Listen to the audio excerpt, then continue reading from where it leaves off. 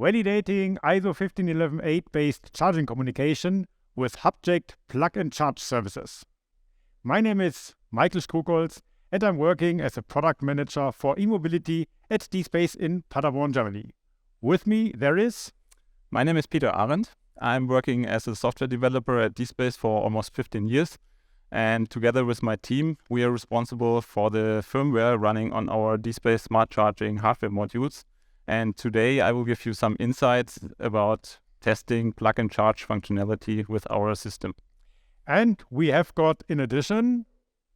Hi, my name is Steffen Rhinow. I'm from Hubject and I'm the director of Plug&Charge. Means I'm responsible for the Plug&Charge ecosystem and for the V2G PKIs for North America, for Europe, but also for the other regions in the world in the future.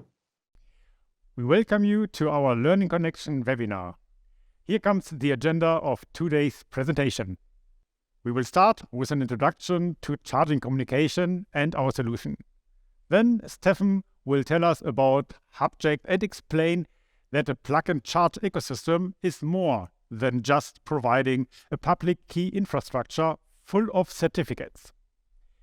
Peter is responsible for the live part. Before that, however, he will present the ready-to-use DSpace PKI and DSpace Plug&Charge end-to-end validation suite. After the presentation, we will meet again to answer your questions. For AC charging, the connection between an electric vehicle supply equipment and the EV itself can be very easy. Just an AC power connection is needed as a minimum. For safety reasons, a PWM signal-based low-level communication is defined in IEC 61851-1. The AC-DC converter, typically known as onboard charger, is located inside the vehicle, and therefore vehicle internal communication can be used to adjust the charging voltage to the battery needs. As the title mentioned, the ISO 15118 based charging, I should not forget to mention the option to use the high-level communication as well. This can be used, for example, to use features like sales tariffs and enhanced payment options like plug-and-charge. But how about DC charging? When DC charging is selected, the power conversion to DC is done outside the vehicle. This allows much higher power levels as cooling is much easier and no additional load has to be carried by the electric vehicle. Nevertheless, the DC voltage must be adjusted continuously to the needs of the high voltage battery inside the electric vehicle. Therefore, the ISO 15118 describes the communication and offers some additional features. These features are value-added services that can be used for fleet management purposes or to interact with home energy management systems. Sales tariffs and power schedules can be provided to optimize the grid load, and of course payment options like plug-and-charge are supported as well. On protocol level, as well as on application level, the standard has to be followed strictly to ensure interoperability between all electric vehicles and different brands and types of supply equipment. Let me briefly show the solution DSpace has developed to support this. For the use case we are discussing today, the DSpace system simulates the EVSE and an EVCC is used as device under test. On the left-hand side, there is a DSpace real-time system, Scalexio. It runs a model defining the charging station behavior. We connected the smart charging interface module that deals with the power line communication needed for ISO 15118 based charging. A host PC is used to interact with the charging station simulation and to activate manipulations. As part of our solution offering, a lot of layouts are directly provided. This is the hardware in the loop setup for testing an electric vehicle communication controller. Of course, DSpace can offer charging testing with power as well. Let me show you. DSpace offers different versions of standardized charging station emulators. You can select the single cable version that still can provide connections according to all charging standards known, or you use the multi-cable emulator if it is advantageous to have all charging cables on hand at the same time. Of course, different power supplies can be used to provide charging up to the highest power levels. And grid emulators can be coupled easily through a practical connection system. But now, let's focus on validating plug-and-charge. Basic charging is done via a method called EIM, External Identification Means. This manual payment can be done using ISO15118 communication without any TLS encryption.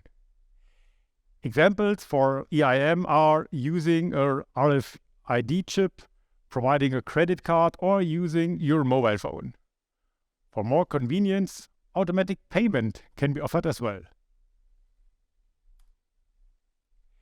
Here, the vehicle identifies itself at the charging station, and hopefully the EVSE accepts the authentication of the electric vehicle.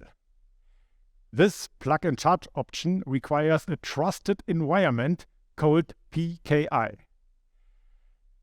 Typical members are the charging point and your mobility operator, the vehicle OEM, and of course the EV owner, and the charging station itself. All these participants have to identify themselves by using certificates. And this handling of certificates makes it a little bit more complicated implementing charging communication for plug-and-charge. For setting up this PKI with all services needed, some German companies agreed to set up a company. This is Hubject.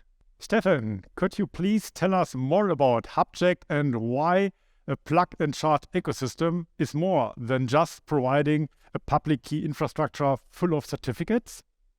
Yeah, happy to do so. So Hubject was founded in 2012 to create possibilities for CPOs and MSPs to solve the roaming problem, that if you have a charging card from one MSP, mobility operator, to charge at a certain CPO. This is called e-roaming, which you usually do on a highway or everywhere where you're charging. E-roaming is the state of the art.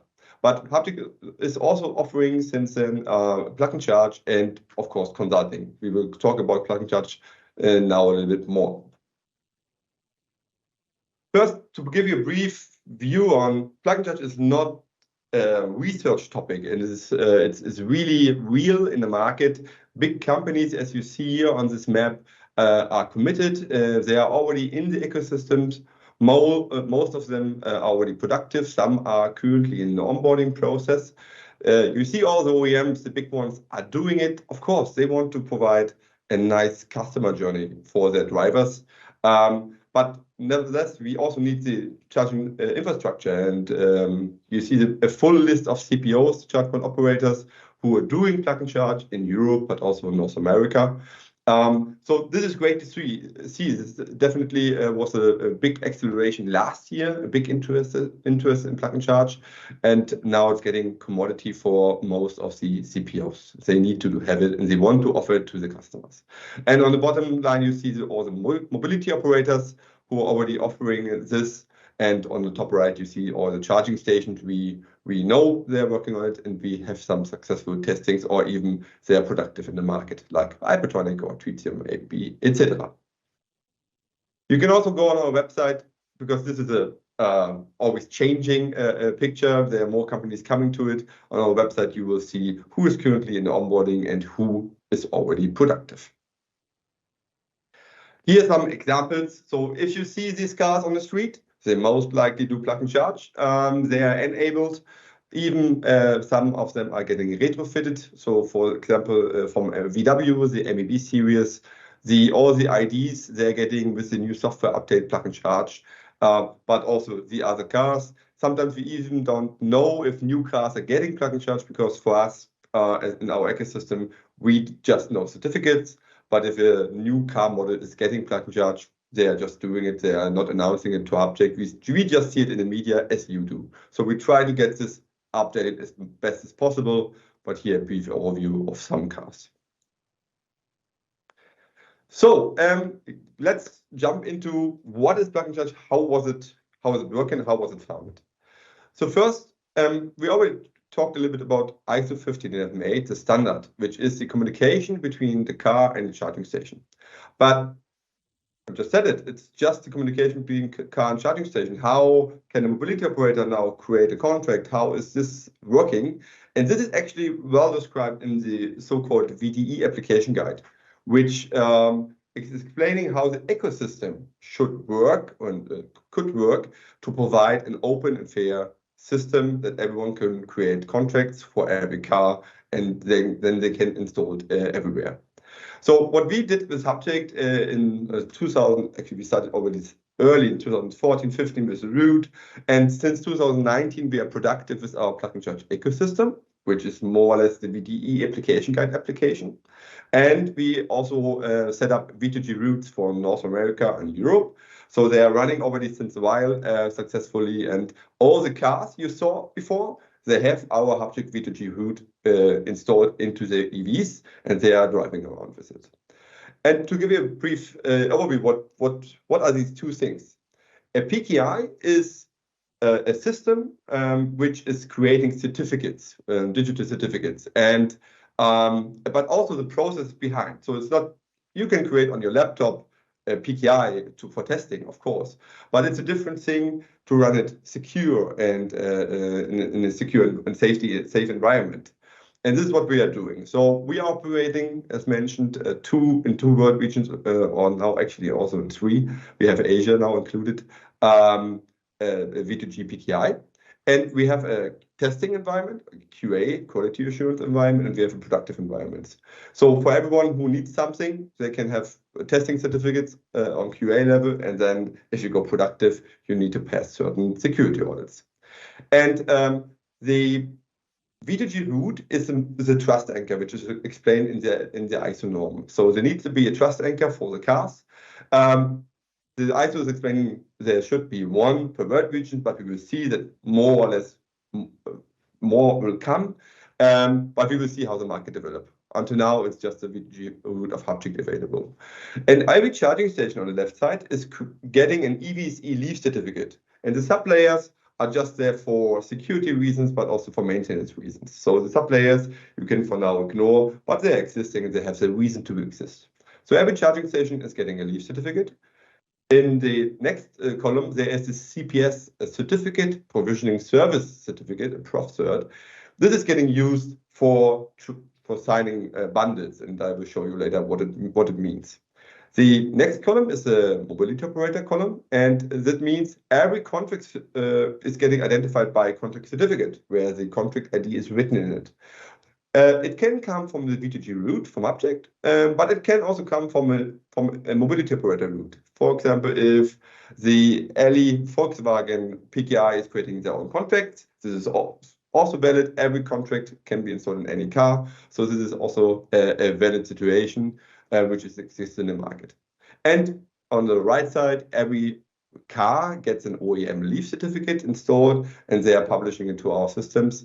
And this can come from the V2G root, but it's mostly common that an OEM has an own OEM root because they're running the PKI internationally in all markets. So they want to be independent, which is completely valid and legit. This is a PKI, and the process behind, you can also download this from our website. So our V2G root is for free. Because it's a digital certificate, it should be free. From our website, you can download our certificate policy, how we run the PKI and what we do. So for transparency reasons, we do this. So now PKI ready, we need an ecosystem. So we need to exchange certificates between all the actors. And here we try to give you an overview how this ecosystem looks like. On the right side, you see the MSPs and the CPOs, CPMSs. They are connected over roaming platforms like Hubject or directly via OCPI to do authorization. So this RFID card, this contract can charge at this charging station. This is fine. This is state of the art. It's working. And now we are adding a new system. It's not included in our haptic roaming. It's a complete separate system. And this is connecting now the OEM backends with the CPO backends, with the MSP backends indirectly. So these stakeholders, they don't have to have a direct connection to each other, but an OEM needs to publish data into our system. And MSP is using this data to create a contract. And we are delivering them over the charge point or over the air, over telematic to the OEM, and they install it into the car.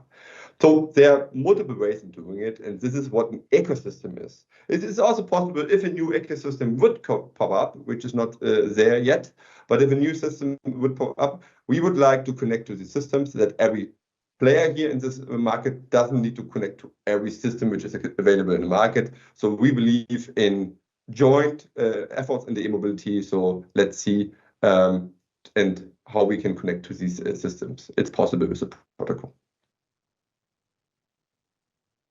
So how is the flow of certificates? How do we enable a car? How do we enable a contract? So first, a car needs to be produced, and I already stated it, the V2G route or the V2G routes which will be available in the market needs to be installed into all cars. This can be done over the air sometimes, but sometimes it's really done in production process. So it's not that easy to just change it for some EVs. But nevertheless, there needs to be a provisioning certificate inside the EV and the private key. But the public part of the provisioning certificate of the car needs to be pushed to the Hubject provisioning certificate pool. This is kind of the publishing process. So it needs to be published. Why? I will show you in a second. And the PCID, which is just the number of the car. The VW cars are using the VIN number, but some other cars are using random generated numbers which are looking like the VIN. It's a 17, 18 digit number starting with the word manufacturer identifier. So it will be displayed in the car or over the app, and the EV owner can use this to create a contract. And this is what we see here. The user is going to the mobility operator of their choice. Maybe they already have a contract with a certain party, and they provide the PCID. And the mobility operator will check in our PCP, hey, Hubject, do you have a contract, the car available, the provisioning certificate? And the contract certificate, which will be created by the MSP or by Hubject, together with the MSP, has a private key. And our biggest goal is to bring this private key securely to the car, but no one should read it. So what we will do is, on a high level, we will use the public key of the provisioning certificate of the car to encrypt the private key of the contract. And all together, what we do there, it's called a contract package. You see the EMITE is just identifying the contract, but all the data around is a contract package. And this is signed by the certificate provisioning service. This is in the middle column. We will sign this by our CPS, which is kind of a trust stamp from the V2G route, and we will store it to our contract certificate pool, which is the pool where all contracts are for all the cars. And there are two ways in delivering this package now to the car. One way is over the OEM backend. So every OEM backend gets information in the event, hey, the new contract is available or deleted, and the OEM will fetch it from our pool and will install it over into the car.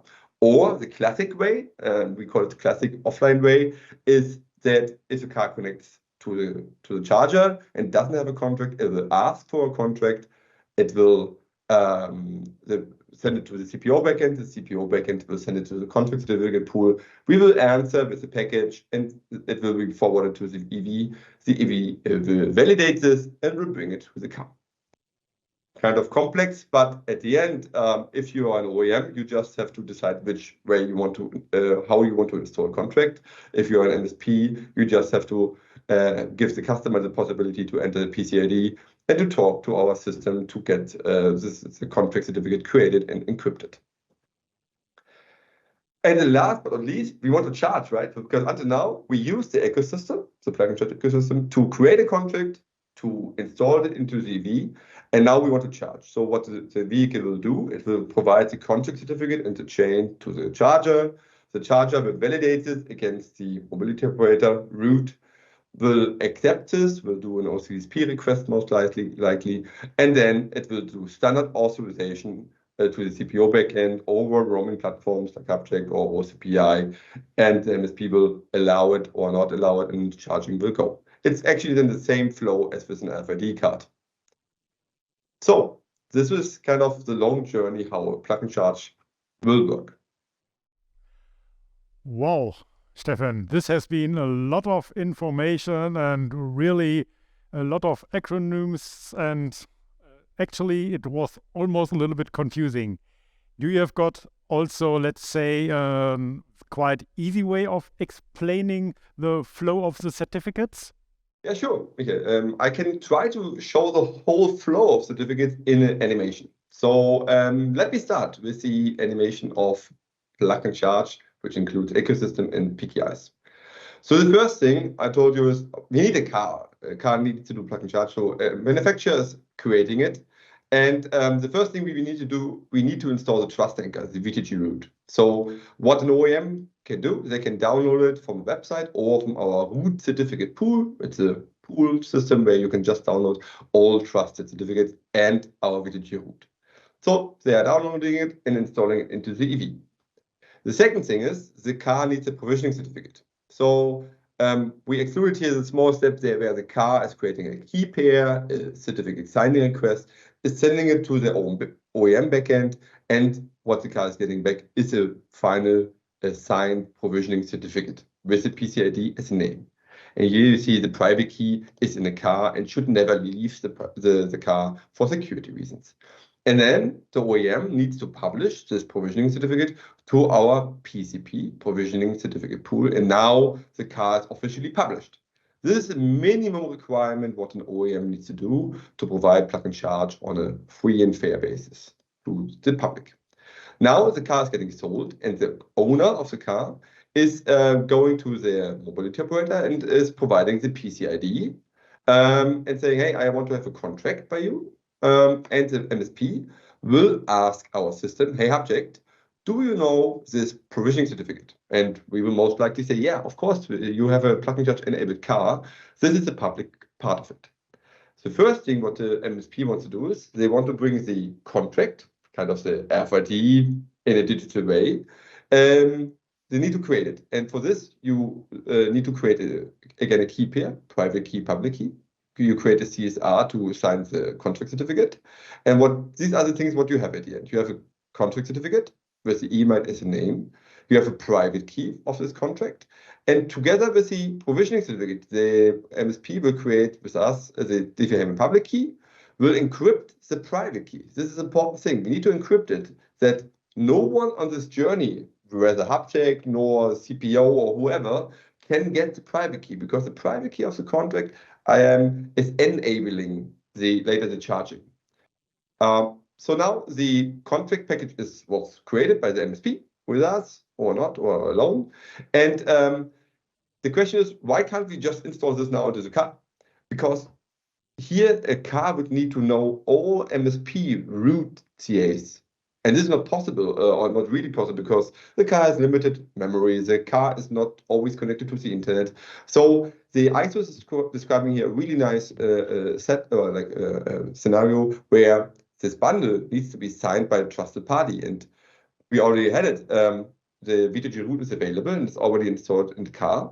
And now, if Hubject checks the MSP, the PKI and all the services behind, we can sign this bundle. This is kind of the approval for the car that they can extract the data from this bundle. So now this one is stamped by Hubject. It's getting stored to the contract certificate pool. And now we are showing you the classic way. Classic way is installing it over the charging station. Excuse us the Schuko plug. Of course, it needs to be a CCS plug, type 2, AC or DC, doesn't matter. And the first thing what the car wants to do is they want to establish a secure ISO communication. This is mandatory in the ISO, that there needs to be a TLS session. And the TLS session is established by the EV's e-leave certificate, which every charging station gets every 3 months from our system over the CPO backend. So this one is getting provided with the chain to the car. The car will validate this against the VTG root. We'll say, hey, it's a match. I'm trusting this whole thing. And now we have a secure line of TLS communication. Here you see in the car, there's no contract installed. So the car wants to have a contract. It's sending an installation request, a contract installation request to the charge point. Charge point is forwarding this to the CPO backend. The CPO backend is forwarding it to Hubject. We take a look in our contract certificate pool, check the signatures, and we'll answer with the regarding contract package, which is available. If there are multiple in our system, because there can be multiple contracts for one car, we will send the activated one. So we have a activation, deactivation mechanism in our pool. So one contract package is getting answered. And the first thing, as an OEM or as a car, I want to check if the data coming from a trusted source, checking against the V2G root, fine, I can extract the data from the package. The second thing, what you want to do is, you want to decrypt the private key of the contract. And for this, you take the private key of the car, of the provisioning certificate, together with the DFM public key. And here, the decryption takes place. So now the car has a plain contract private key, can install it securely into the EV, and the contract is installed. This is usually done every 2 years maximum, but it can be also done more often. For example, if a car allows a contract change that you can charge in a company, or you can charge in private, in public or somewhere else. So multi-contract handling is a thing. OEMs are adapting to it so that you can have multiple contracts for one car. So it can be done often, but usually it's done maybe every week, every month, every year. So now charging wants to take place. So in the ISO norm, it's called payment detail request. This request is getting sent with the contract certificate in chain to the charger. The charger needs to validate this contract certificate against its trust anchor and it's a mobility operator route. And this route is getting delivered by our route certificate pool. So every CPO can download all available mobility operator routes from our pool and can install them into the charger. So the charger doesn't have a memory problem, so they install it and the charger needs to validate this. The first step of validation. The second step is it still valid? And it's the OCSP, it's an online checking protocol where you can see if it's revoked or not revoked. If it's not revoked, status is okay. The charger can actually trust the certificate, but it was just what was just shared, the public part of the contract. And this could be copied by someone. So how can the charger now challenge the vehicle? And this is done with the so-called challenge, a gen challenge. So it's a random string, which is getting sent as a response to the car. And in the next message, this challenge is getting signed by the private key of the car.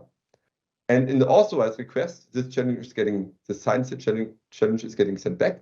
And the charger will validate the signature against the contract certificate. And now the charger can really make sure, or is sure, that the car was in the possession of the private key. And now standard authorization can be done by this EMITE via CPOs, MSPs, or roaming. So whatever it takes. So this is a long journey of installing a contract, but this is just done randomly. But the authorization, the last part, is done always. So Peter, can you maybe explain how DSpace can help in validating the whole complex thing, because the car needs to do a lot of things in the charging station. So, and I'm sure DSpace has something to support this whole validation process. Yeah, thank you very much, Steffen, for your great presentation. But I have to admit, even as an expert in the field of smart charging and ISO 15118, I am always surprised when I realize how complex the plug-and-charge mechanisms work. And we here at DSpace do our best to make it as easy as possible to help the engineers to implement test cases for plug-and-charge functionality. So in the meantime, we set up here a test system to show you how it works. And to give you a rough overview, we have here one slide which should help to understand our setup. And we start on the left side. You can see our DSpace Scalexio system. It works as the main computation node in our setup. And connected to the Scalexio system is, in the middle, our DS5366 smart charging interface. And on the right side, you can see the electric vehicle. In our test setup today, we use this bobby car, and we use as a software the RISE V2G open source software to simulate an electric vehicle and its behavior when it wants to charge via plug and charge. Because the TLS encryption as well as the plug and charge services are handled by our DS5366, we have to apply the necessary certificates and as well as the key files to the DS5366 itself, and of course also to our device under test, so in this card to the bobby car or our RISE V2G emulation. And now we will switch to control desk to see the main overview over our smart charging interface solution. This is the overview layout where we can check the status of the charging session.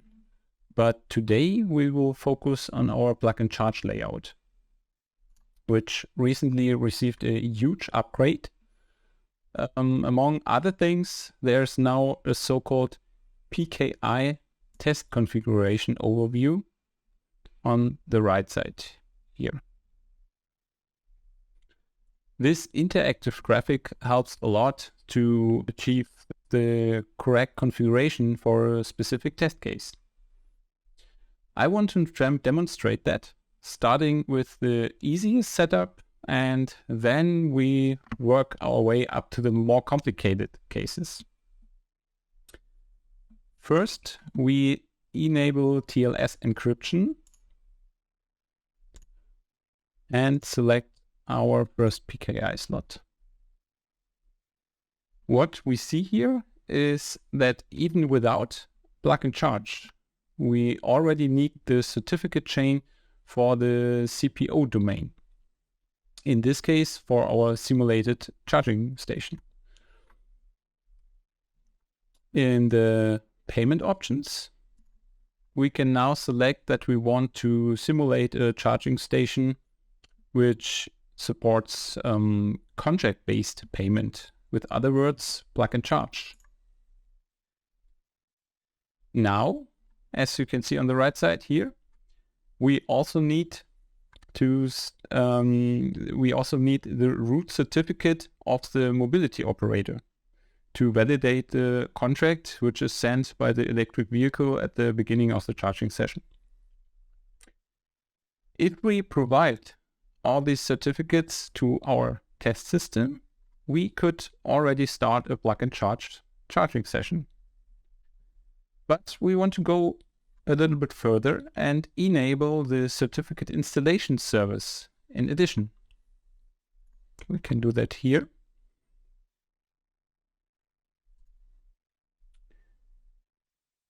And in this case, the DS5366 simulates the whole PKI ecosystem, including secondary actors like the certificate provisioning service, which encrypts the private key of the new contract certificate so that only the specific vehicle is able to install this contract. That's why we call it end-to-end verification. But now we also need a lot of different certificates and keys, as it is possible to see here. One solution is to generate all these files by your own. DSpace provides a script to generate a complete custom test PKI. And of course, we can make some adjustments. For example, I can manipulate the name of the contract certificate here. Or in the script itself, I could manipulate the validity time span of the individual certificates.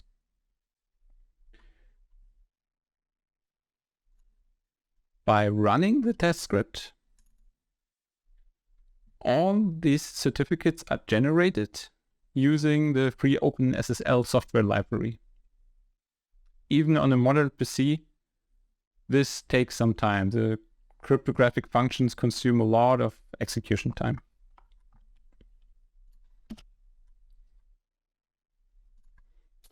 Now we have here all the certificates and also the key files. Additionally, we have an export folder for our DSpace hardware where we can find all necessary files in the right format. To bring all the certificates to our DS5366, we just copy them via the USB connection.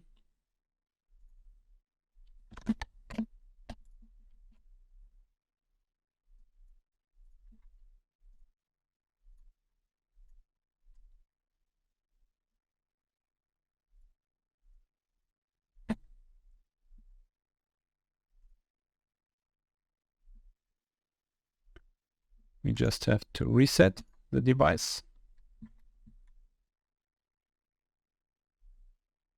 Now let's have a look if we are ready.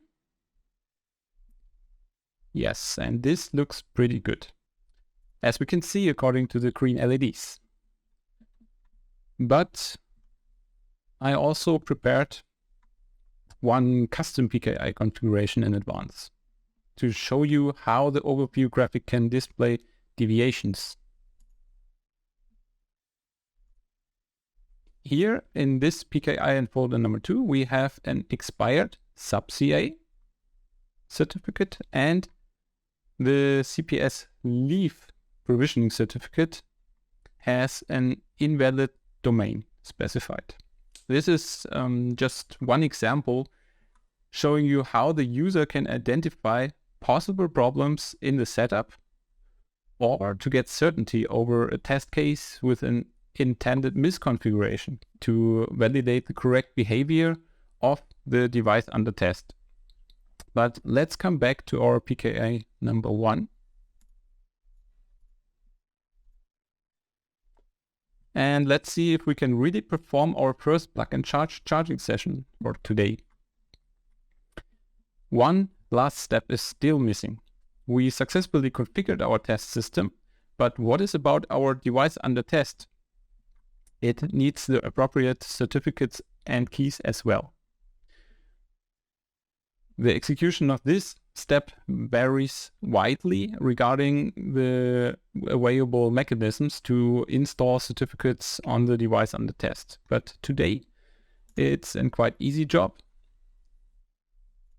because we are testing with our Java-based simulation of an electric vehicle, namely RISE V2G. And all I have to do is to execute another script which copies the files to the RISE V2G folder. In this case, it's only the V2G root certificate and the OEM provisioning certificate chain. Now it's time to finally start the charging session.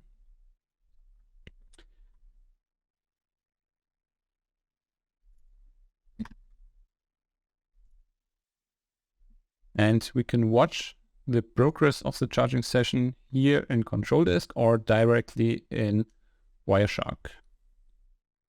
Okay, and now we are in the charging loop, and let's see if our car gets the energy that is requested. And yes, that looks right. So, Steffen, do you think this is sufficient to validate plug and charge? Yeah, Peter. Yeah, so this is already a great step. So you can validate a lot of things with a so-called static PKI and static ecosystem. But to provide the really assurance that plug and charge is working also in an open field, in a real world scenario, you should use a real world ecosystem and a real world PKI. And here, what I'm showing is a end-to-end testing concept where the CPO usually needs to be connected to the Hubject PNC ecosystem. It's the only available thing. So if you want to be connected and if you want to use a real world scenario, you should use real data from our system. And also the certificates from our QA environment, but also from our productive environment. This is also possible. And so our recommendation is, and this is also what we do here on our side sometimes, testing with real ecosystems, real chargeable operating systems or emulations, but with real data from the system. Thank you for drawing attention, Steffen, on the problems that your customers have to face. Your customers are also our customers, and we already have a solution for that. So we can work together, and I want to present how we can achieve that. We start again with the plug-and-charge setup without certificate installation.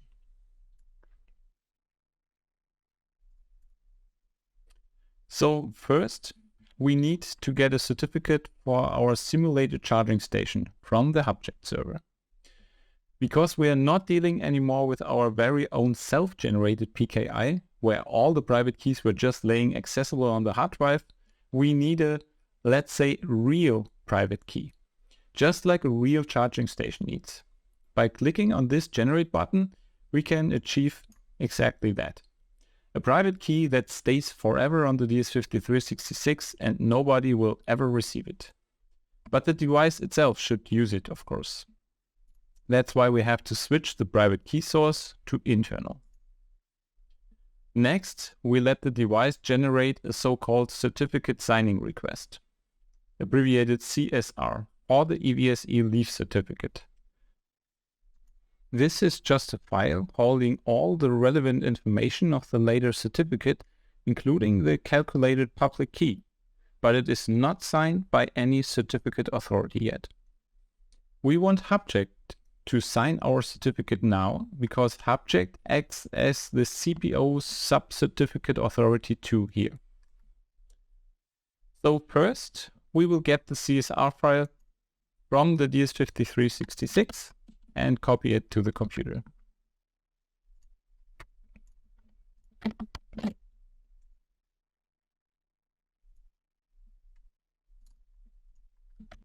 To send the CSR to Hubject and get the certificate, we need an online connection to the Hubject server, at least for one moment. This step can be performed by DSpace, or if you have a Hubject CPO account, by your own.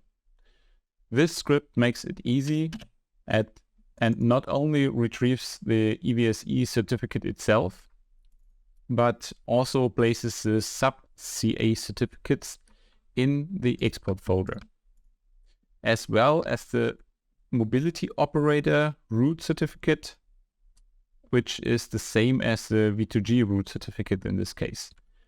We need all of these.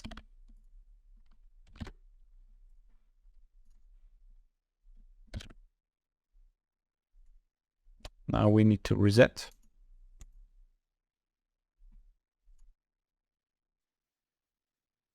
We have now configured everything to run a charging session with an electric vehicle, which already has a plug-and-charge contract certificate installed from the Hubject ecosystem.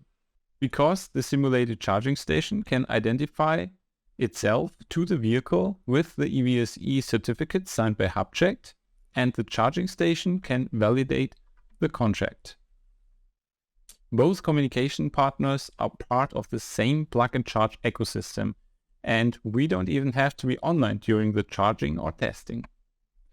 But can we also test the installation of a new contract with this setup? Probably I wouldn't have asked the question if the answer was no. But now it gets even more tricky. We enable the certificate installation service again. However, we cannot act as secondary actors to generate the installation response message. This is Hubject's job now. For this case, we configure the DS5366 to use a previously generated response message from a file. This message is sent later to the vehicle when the vehicle asks to install a new contract. Obviously, this file is missing right now. You've guessed it, right? we have a script for that.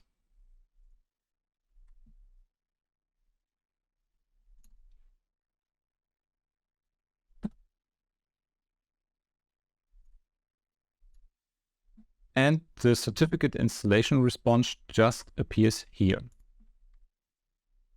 To be honest, this step requires some preparation, which I don't show here. We needed to upload the OEM provisioning certificate of our simulated vehicle to the Hubject server, and we needed to create a contract for our vehicle as well.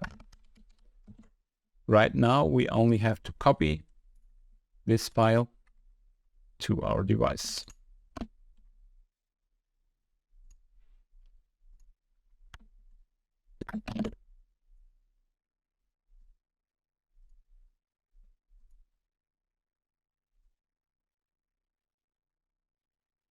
Now the test system is applied with the installation response and doesn't need any online connection to test the installation of a new contract as often as you want.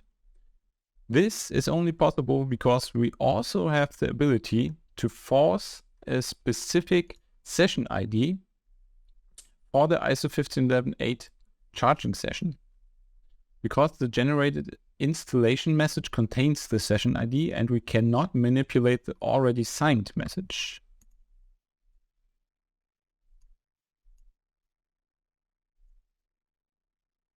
Normally, the session ID is a random number given by the charging station and changes with each session. Last, we have to prepare our device under test again to run the charging session.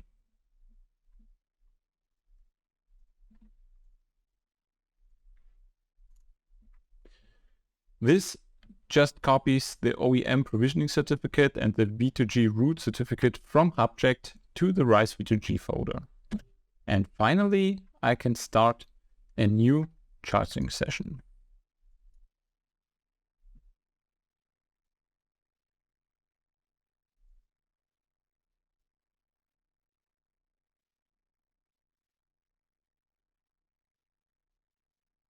Okay, and now we are in the charging loop again. Let's see if our car is happy, and yes, it is. So this was the end of our live demonstration today for validating ISO 15118 charging communication with the Hubject and DSpace Plug&Charge services. Thank you very much. Bye-bye. Bye-bye. Thank you. Ciao. Bye. DSpace, your partner in simulation and validation.